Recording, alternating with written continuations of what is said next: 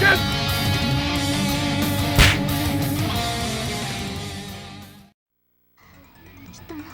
いいえロボットの意志あるものの魂あるものの愛を信じて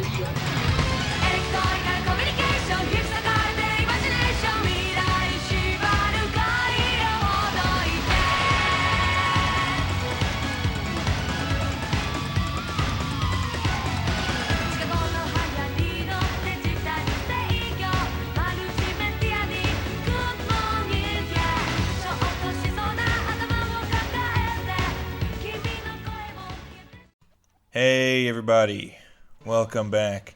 Today I'm taking a look at another one of the more obscure titles in the Rockman library, Super Adventure Rockman. It's the series' one and only foray into the world of FMV games. It's basically an interactive Rockman cartoon, which doesn't seem so bad on paper. Actually, like the Mega Man cartoon that aired on American television when I was a kid. Not so much the Mega Man and Captain N. But this is a game that's been pretty well shit on by critics. It was only released in Japan for both the PlayStation and the Sega Saturn in 1998, and it can be lumped into the same crowd as the other weird offshoots in the series like soccer, kart racing, and Monopoly. The plot is kind of interesting, but doesn't really seem to fit in any one point in the overall storyline, except that it takes place after Rockman 4.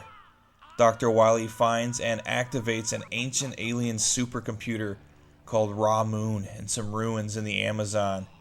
It pretty much has a mind of its own, and it recreates the robot masters from Rockman 2 and 3 by just reading the blueprints on Wily's computer.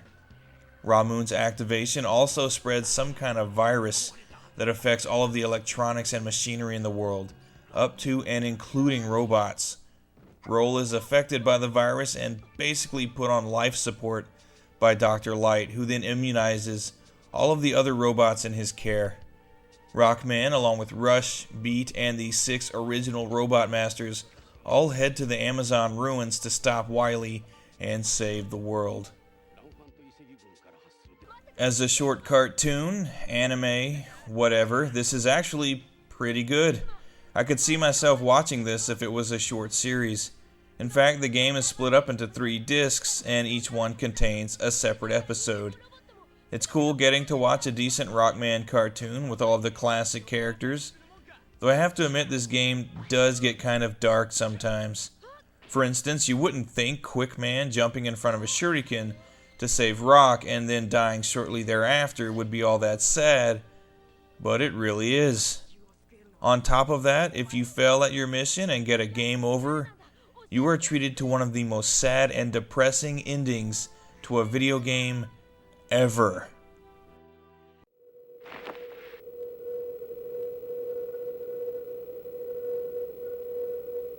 おお、ロールよ、すまない。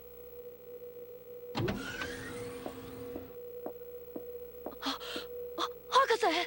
おお、ロック。仕方がない。これがロールの地球の運命だったのだ。博士。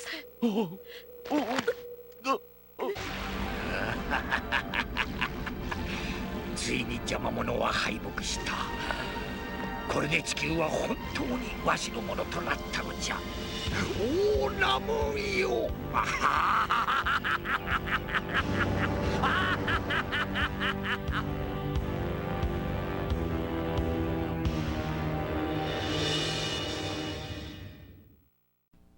Is that not just the saddest thing you've ever seen? Is it weird that I'm more sad when Roll dies than when the rest of the planet is destroyed? Nah. You also get a lot of scenes of how much life is sucking around the world without the aid of machines and such. Very depressing stuff. The gameplay in Super Adventure Rockman is very simplistic. There are really only 3 things you can do throughout the entirety of the game. Every once in a while, you'll be faced with a decision to make that can have multiple outcomes to the progression of the story. For instance, if Rock comes to a fork in his path, you can choose to go left or right, with each way offering a different enemy to fight or item to find. After that, there will usually be a quick time event where huge arrows appear on either side of the screen. Pressing either direction will get you out of harm's way, and you have plenty of time to react. React too slowly though, and you will take a bit of damage. Finally, there are the combat segments where you'll either be fighting a group of enemies or one of Wily's robot masters. You have a reticle on screen that you move around with the D-pad, and you shoot by pressing the square button. You have a little charge shot meter at the bottom of the screen that fills up by holding down the fire button and then releasing it to fire your charge shot, like a traditional Rockman game. Also, like any other game in the series, you can use a robot master's powers after defeating them, and this is the first and I believe only time Rockman is shown taking their powers by using computer chip-like cards that come from inside their bodies.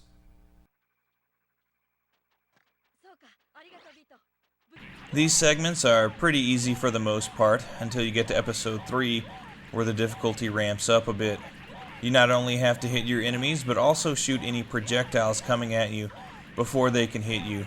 This is also where you'll accumulate the most damage in the game, and it's really the only time when you might get a game over. But usually, if you do lose a battle, one of your allies will come in to help you out, and you can choose to have Rockman get a second wind and try it again. Of course, you could always choose to give up if you really enjoy watching Roll die. You can also occasionally find items throughout the game, like E-tanks, which only give you a little health back in this game, which is a total rip. Or you can find blues, aka Proto Man's shield, and greatly reduce the damage you take when it's in use. All things considered, the gameplay in Super Adventure Rockman is just sparse. There's not really much to it. It's not frustrating, overly difficult, or that bad. Just kind of meh. Like, did I even play a game? It's hard to really comment on the graphics and sound in Super Adventure Rockman. It's a cartoon. It looks like a cartoon, and it sounds like a cartoon. It would be nice if the screen was a little bigger, but other than that, it looks fine. I've always loved the character and enemy designs in the Rockman series, and it's all well represented here. The music throughout much of the game is pretty good. It actually reminds me of the original Japanese Dragon Ball Z score. And the songs that play over the opening and the credits are both good too, even if the opening song is reused from Rockman 8.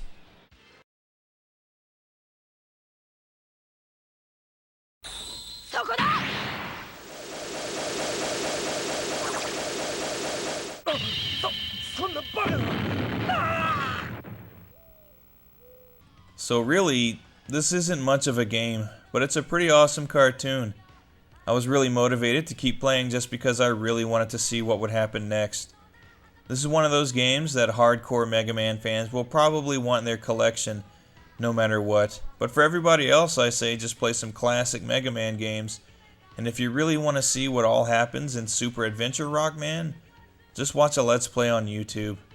I hear some of them even come with subtitles.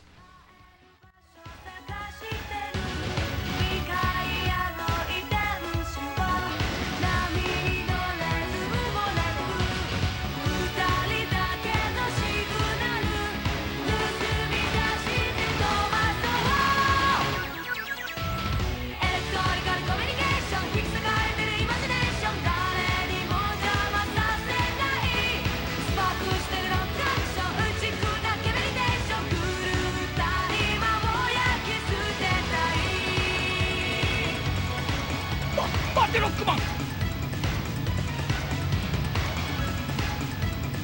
ダブルロックバサー